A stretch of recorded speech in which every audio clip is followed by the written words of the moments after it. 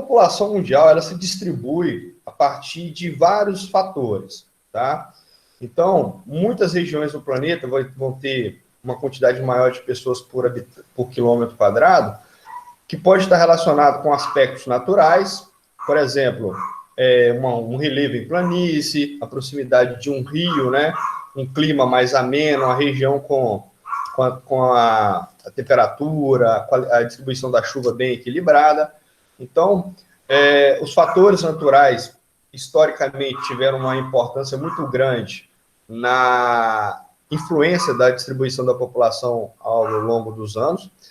E também, mais recentemente, a gente pode destacar também os fatores econômicos, né? Aquelas áreas que têm maior desenvolvimento econômico, elas atraem naturalmente maior número de pessoas, tá?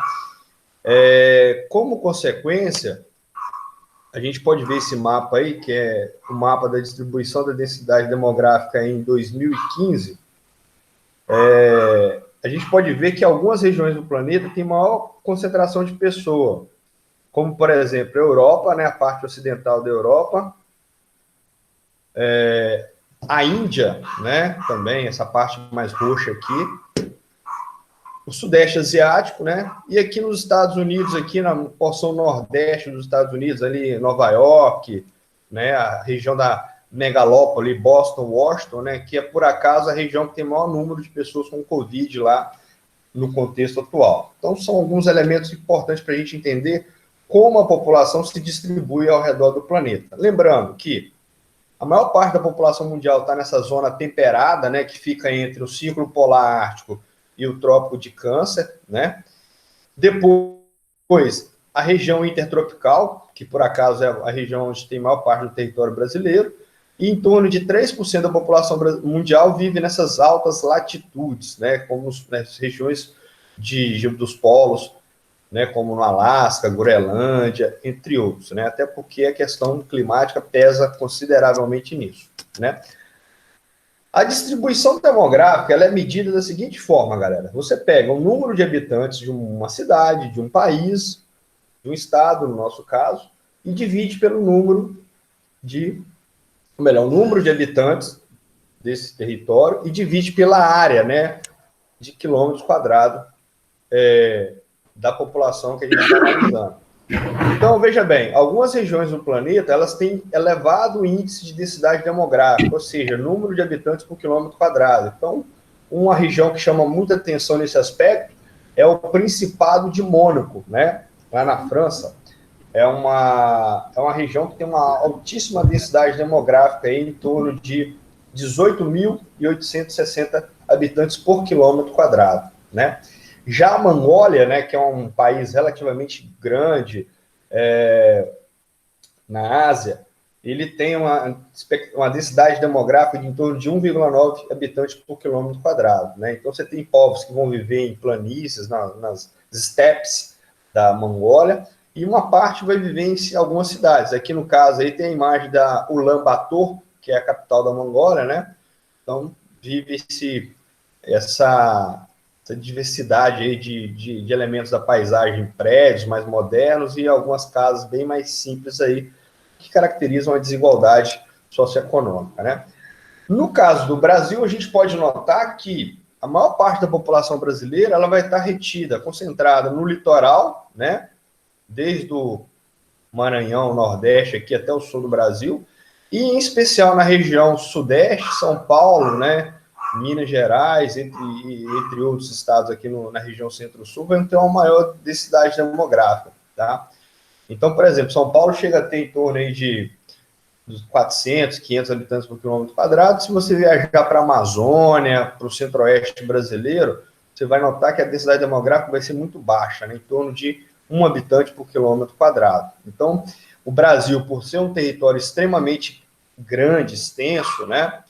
Ele tem essa desigualdade também na distribuição da população no seu território. Lembrando que, histórico, né, a colonização brasileira foi influenciada aqui pelo Nordeste, então boa parte das atividades econômicas foram desenvolvidas ao redor do litoral aqui. Então, isso também ajudou a reter a população e a concentrar população nessas áreas próximas ao litoral. E o Sudeste, em especial São Paulo, né, tem uma densidade demográfica maior, além dos aspectos históricos, também pelos aspectos econômicos, né?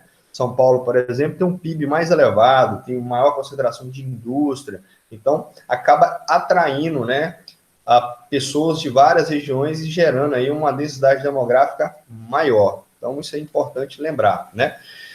Esse mapa, ele faz uma projeção do que seria os continentes em função da densidade demográfica, né? Ou seja, então, se a gente fosse analisar isso, ó, Índia seria bem maior do que aparece nos mapas hoje, a China, né? Paquistão, né? E aí a gente consegue ver que alguns países praticamente quase somem, né? O Japão fica maior, né? Lembrando que o Japão ele é muito pequeno. O Japão caberia no estado do Rio de Janeiro, gente. Então aqui a gente tem uma densidade demográfica alta no Japão, né?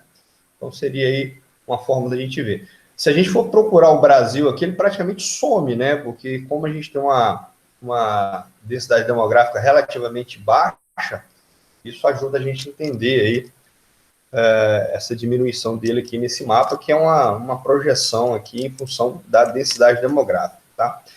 Bom, um outro assunto também para a gente fechar essa unidade aqui é com relação às desigualdades socioeconômicas, né? Então, isso também vai estar diretamente ligado a diferentes padrões espaciais que vão mostrar para a gente algumas variáveis que podem ser analisadas para mensurar, por exemplo, a qualidade de vida, a expectativa de vida, entre outros. Esse mapa aqui ele mostra o IDH, o Índice de Desenvolvimento Humano, né, um índice criado a partir dos anos 90 pelas Nações Unidas, para criar um ranking, né, para poder avaliar aí como é que estaria a qualidade de vida dos países, né? Então, no mapa, essa parte mais escura seria um país que tem muito elevado IDH, mais próximo de 1, né? O IDH ele vai de 0 até 1, quanto mais próximo de 1, melhor é a qualidade de vida, né? O IDH ele junta 3 fatores para poder ser elaborado, né? A expectativa de vida, o grau de escolarização e a renda per capita, né? Expectativa de vida, vocês sabem, quanto mais anos de vida a pessoa tem, quer dizer que ela tem um conjunto de elementos que favoreçam a sua boa vida. Saneamento básico, emprego, renda, um ambiente sustentável, água tratada, alimentação, entre outros. Grau de escolarização, que é a quantidade de anos de estudo que a pessoa tem. Então, o brasileiro, por exemplo, nesse tópico, ele está muito atrasado. Nós estudamos, em média, aí, de 8 anos aproximadamente, né? Muitas vezes se limitam ao ensino básico, que vai até o ensino médio. Já países como Coreia do Sul, Japão, né? São países que têm um grau de escolarização elevadíssimo. Então, estudam-se 12, 14 anos. A China também. Então, isso vai ser refletido no grau de desenvolvimento econômico, tecnológico do país, e a renda per capita, né, que é quando você pega o PIB e divide pelo número de habitantes. Então, o Brasil, ele tem aí o seu IDH, atualmente, ele é o 79º, para vocês terem ideia, a gente fica atrás de países como México, Chile, Peru, Indonésia, né, então a gente tem muita coisa que melhorar nisso aqui. Outros indicadores poderiam também ser analisados, como, por exemplo, o índice de pobreza multidimensional, o índice Gini, né, que mede, por exemplo, a concentração de algum dado em especial, entre outros. Então, são alguns indicadores que a gente vai voltar a falar numa atividade que eu vou elaborar para vocês sobre isso, né? E aqui é uma atividade que vocês vão analisar esse slide e vai responder para mim. Então, olha só, aqui a gente tem uma simulação de como seria a propagação do coronavírus, né, do Covid-19, e qual a relação dessa propagação, por exemplo, com duas variáveis demográficas em especial. Uma é a densidade demográfica e a outra é a variável socioeconômica, tá? E também a gente poderia colocar aí o índice de urbanização, o grau de urbanização, que seria o quê? Número de pessoas que vivem em cidades, né? As cidades, por padrão, ela tem uma maior concentração de pessoas.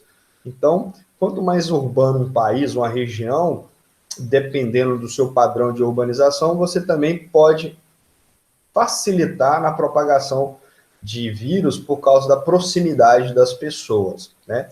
E o Brasil, gente, ele tem uma situação muito peculiar para analisar. Imaginem, por exemplo, como é que seria ali a questão das favelas no Rio, aquele amontoado de gente, né, morando ali com uma densidade demográfica alta, muitas casinhas uma do lado da outra e tal, né, além do fator econômico, né, a vulnerabilidade das pessoas nessa condição aí, tá? Então, seria algumas análises que a gente vai poder fazer a partir de agora. Beleza? Deixa eu só parar aqui.